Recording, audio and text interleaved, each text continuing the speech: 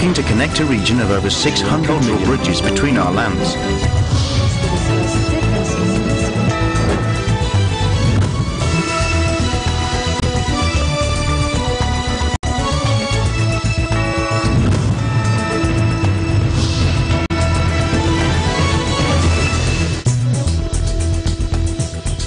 Hello and welcome to ASEAN in Focus. I'm Judith Demera delivering to you the latest news in and around the ASEAN region on today's headlines. The wife and two children of an Indonesian terror suspect are believed to have died in a suicide bombing at their home following an hours-long standoff with authorities. A reenacted budget would likely result in the lowest GDP growth rate that the Philippines will see in nearly a decade, as it would hamper jobs creation and the implementation of publicly funded projects. The remains of suspected American airmen killed in Myanmar during the World War II are repatriated to the United States in the first ever ceremony of its kind in the Southeast Asian nation.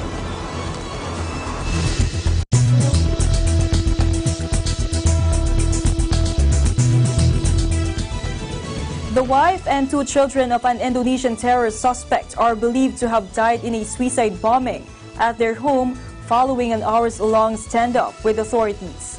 The militant, who is in police custody, was identified as a member of Jemaah Ansharut Daulah, or JAD, an Islamic State-linked terror network blamed for a series of deadly suicide bombings in Indonesia's second biggest city last year. In May, two families carried out attacks at churches in Surabaya, killing 8,000 people and children of the attackers, including two young girls whose parents brought them to the bombings. The explosion early Wednesday morning came after police had arrested the militant, who was suspected of planning terror attacks, and surrounded the couple's home in Subalga or Sibolga on Sumatra Island, they said. The National Police spokesman Dedi Prasetyo said during a nearly 12-hour standoff, the woman lobbed an explosive device at security officers, wounding a police officer.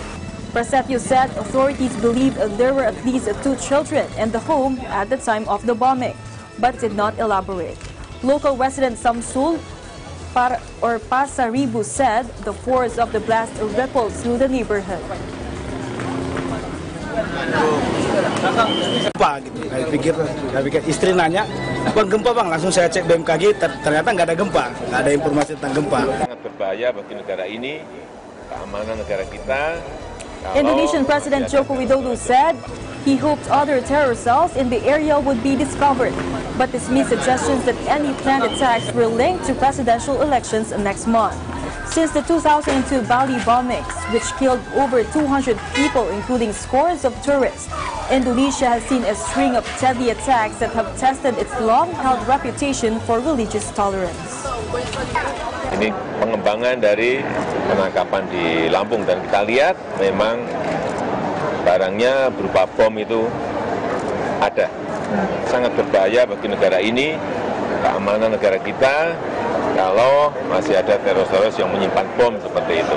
Saya sudah sampaikan, harus ada sebuah tindakan yang tegas, terus-menerus tanpa henti, dan kita harapkan segera semuanya bisa terungkap. Ya.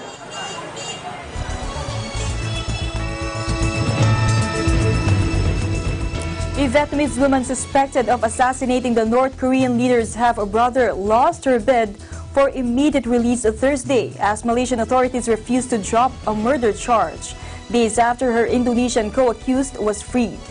Doan Thi Wong broke down in tears as a prosecutor announced the Attorney General had rejected a request to free her and her trial would continue. She has been on trial for a year and a half over the 2017 assassination of Kim JongNam at Kuala Lumpur Airport. On Monday, a murder charge was unexpectedly withdrawn against the Indonesian woman accused alongside her, Siti Aisyah, raising hopes that Wong might also be freed imminently. The Vietnamese defendant, who had to be helped out of court by two police officers following the shock announcement, tearfully told reporters she is depressed, she is innocent, she wants her family to pray for her. Wong's lawyer said he would make a second bid to get the charge against her dropped, and said failing to free her following Aisha's release does not bring confidence to their criminal justice system. The pair had always denied murder, saying they were tricked by North Korean spies into carrying out the Cold War-style hit that shocked the world using a highly toxic nerve agent, and believed it was a prank for a reality TV show. Their lawyers presented them as scapegoats and said the real killers were 4 North Koreans, who were suspected of being the masterminds behind the plot but fled Malaysia shortly after the assassination. The prosecutor did not give any reason why charges were not being dropped for Wong, who is now the sole defendant on trial for Kim's murder and could face death by hanging if convicted. Indonesia had mounted a sustained diplomatic offensive to get Aisha freed, while Vietnam had only stepped up pressure since the Indonesian woman's release this week. During the trial, the court was shown airport CCTV footage showing Wong approaching Kim, placing her hands on his face and then running away. Aisha was only seen as a blurred figure fleeing the scene of the crime.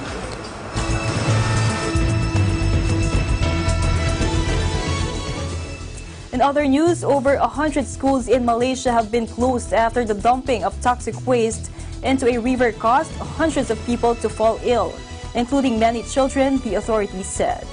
A lorry is believed to have dumped the waste in southern Johor State last week, sending hazardous fumes across a wide area and causing those affected to display symptoms of poisoning such as nausea and vomiting. Over 500 people, many of them school pupils, have received medical treatment after inhaling the fumes, with over 160 admitted to hospital, according to official news agency Bernama. It wasn't clear what type of poisonous gas had been emitted near the industrial town of Pasir Gudang. Education Minister Masdi Malik initially ordered the closure of 43 schools in the area on Wednesday, but later announced that figure had more than doubled. The Ministry of Education has decided to close all 111 schools in the Pasir Gudang area immediately. The Education Ministry is requesting that all parties take precautions. 3 men were arrested earlier this week over the toxic waste dumping. One is expected to be charged in court soon and could face up to 5 years in jail if found guilty of breaking environmental protection laws.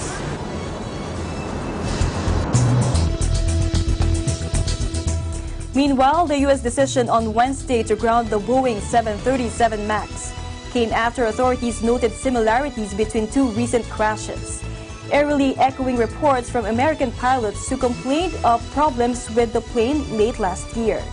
At least 4 U.S. pilots filed reports following the October crash of a Lion Air flight in Indonesia.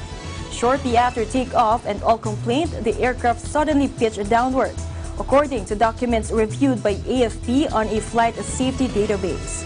The Lion Air crash that killed 189 people was attributed to the flight stabilization system, designed to prevent the aircraft from stalling, the MCAS. The Federal Aviation Administration said Wednesday that new evidence and satellite data indicated similarities with Sunday's crash of the Ethiopian Airlines 737 MAX 8 minutes after takeoff, killing 157 passengers. That link warrants further investigation of the possibility of a shared cause for the 2 incidents, the FAA said in the emergency order grounding the 737 MAX 8 and MAX 9 aircraft. Dozens of airlines and governments around the world had already taken that step. The cause of the tragedy in Ethiopia has not been determined, although the black boxes with critical data and recordings of the pilots were retrieved on Monday and are due to be shipped to France for analysis. Boeing already announced it was working on an update to its flight software and training on the aircraft.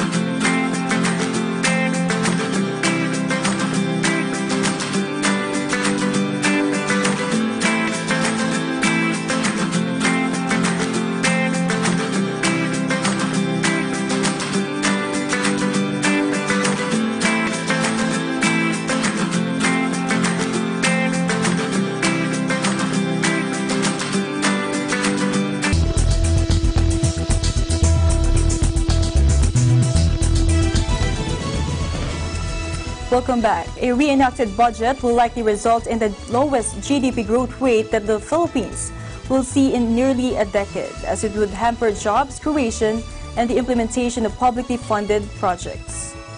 The National Economic and Development Authority, or NEDA, said GDP growth could slow to 4.2 to 4.9% if the government will operate under a reenacted budget for the rest of the year.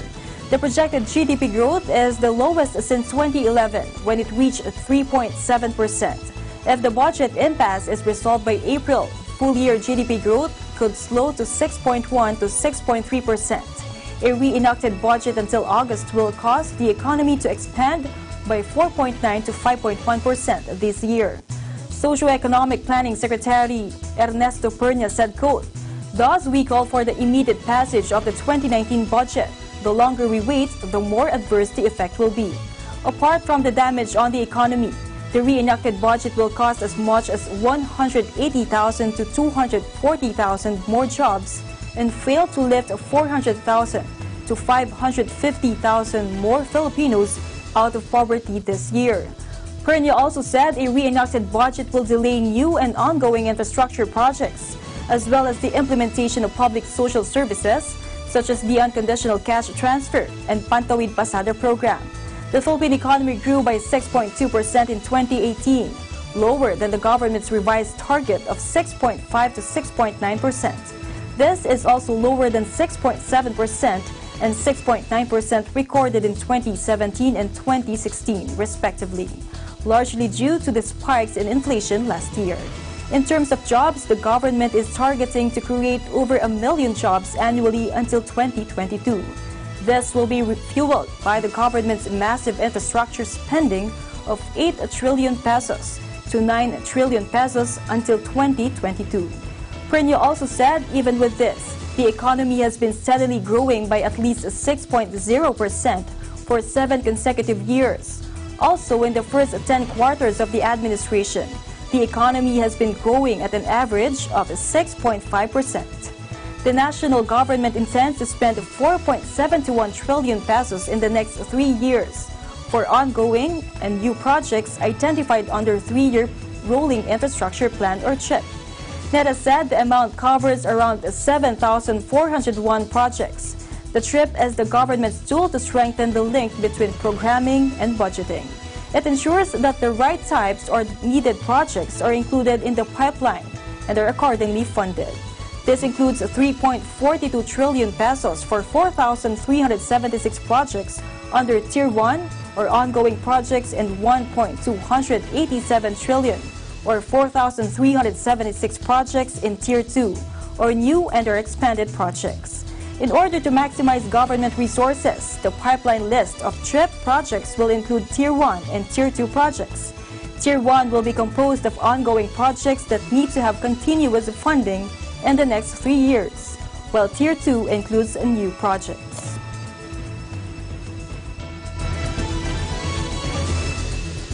Still in the Philippines, Petron Corporation's net income in 2018 plunged 50% to 7.1 billion pesos, mainly due to the decline in global crude prices last year. Petron, the country's largest oil refiner, said on Tuesday it incurred an inventory loss of 10 billion pesos for the last 2 months of the year, following a sustained decline in world oil prices. Petron President Ramon Ang said it was a challenging year, yet they captured the majority of the market and remained the largest and fastest growing oil company in the country. While their long-term fundamentals remain attractive, they will continue to be prepared and responsive to market conditions. Operating income for the year reached 18.9 billion pesos, 32% lower than the 27.6 billion last year. Excluding the one-time item, profits would have ended 21% higher at 17 billion pesos. Meanwhile, consolidated sales stood at 557.4 billion, up 28% from the 434.6 billion recorded in 2017. Petron managed combined sales volume of 0.5 million barrels for the year, slightly higher than 107.8 million barrels sold in 2017. Petron provides nearly 40% of the country's fuel requirements through its Bataan refinery, 30 terminals, and over 2,400 service stations nationwide.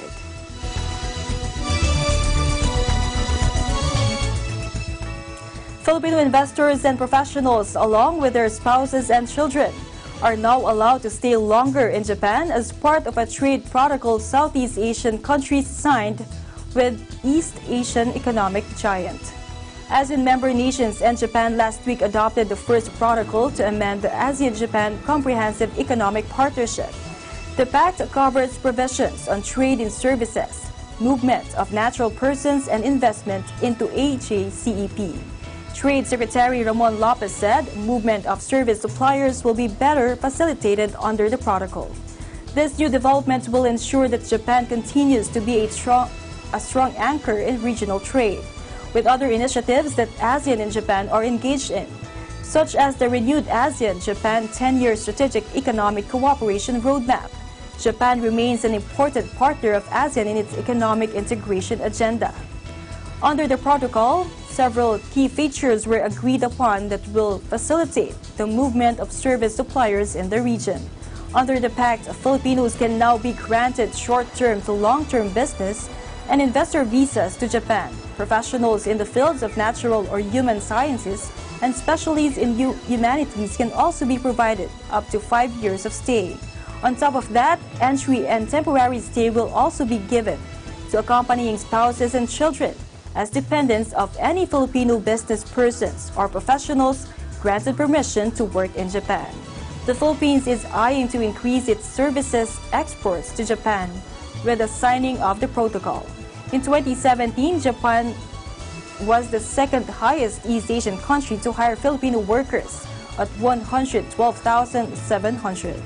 The protocol also intends to promote, facilitate, and protect investments that will strengthen the economic partnership of the parties. Further, it seeks to increase the attractiveness of Southeast Asia as an investment destination for Japanese firms, which in the process will create more jobs in the region.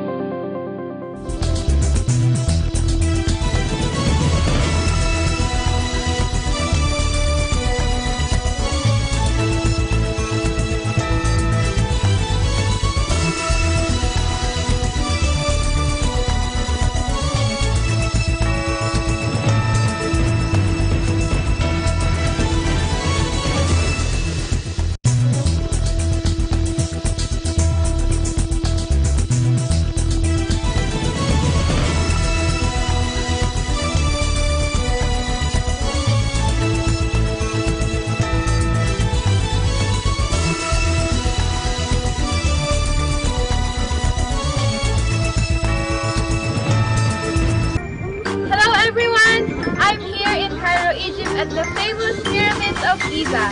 Stay tuned to watch Eaglenews every Tuesday and Thursday at 7:30 p.m. Reporting from EBC Egypt Bureau, I'm Zara Angeles Valdez, and I am 1 with 25.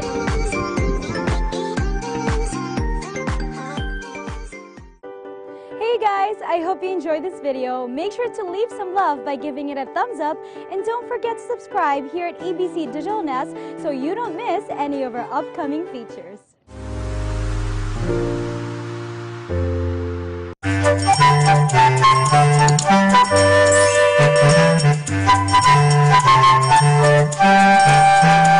Hi everyone! Word Hope will be having all new episodes very soon. We can't wait for all of you to join us again as we learn many things. We will have loads of fun learning new words and values as well. So, stay tuned to Net25 Kids every Saturday and Sunday, 8:30 to 9 a.m. only on Net25.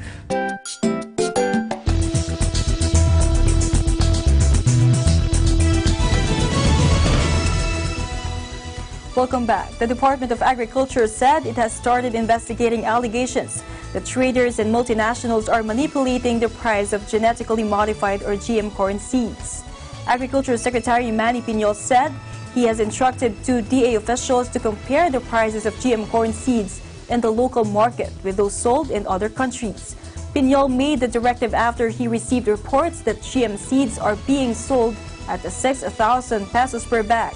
A corn farmer needs about 2 bags of seeds costing 12,000 pesos for 1 hectare. The agriculture chief said traders are selling it at a very high price right now. It seems that there is connivance among GM seed producers because they have the same prices. The DA would try to establish there is price fixing or connivance among GM corn seed sellers, which include some multinationals. Piñol said the DA would finish the investigation by next week. He said the DA would forward its findings to the Philippine Competition Commission. The moment they are able to establish that they are really selling their seeds at a high price compared to other markets and they have monopolized it, they will file charges against them. He added they can seek damages in behalf of the corn farmers. They will have verifiable complaints. Philippine Maize Federation, Inc. President Roger Navarro welcomed the investigation initiated by the DA to determine transparency in pricing and to determine if the companies are taking advantage of farmers. Navarro said if multinationals are not hiding anything and are transparent, they will not be afraid of the investigation. The International Service for the Acquisition of Agri-Biotech Applications reported last year that total hectareage planted with biotech maize in the Philippines declined by 21% to 642,000 hectares from 812,000 hectares last year.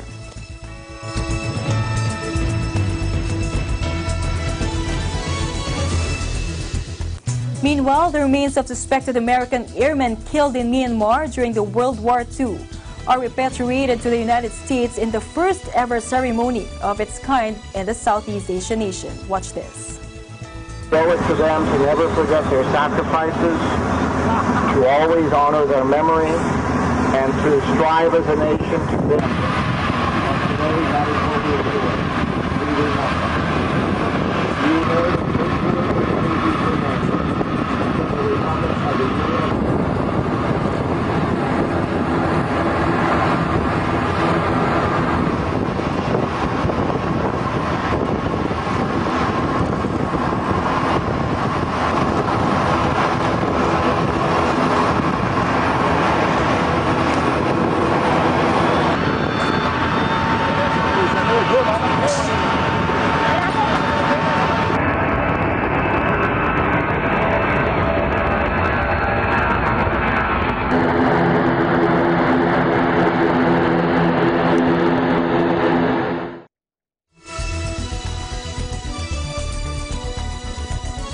And that is the latest news in the Southeast Asian nations. Stay updated about the ASEAN region. I'm Judith Timera, and I'm on with 25.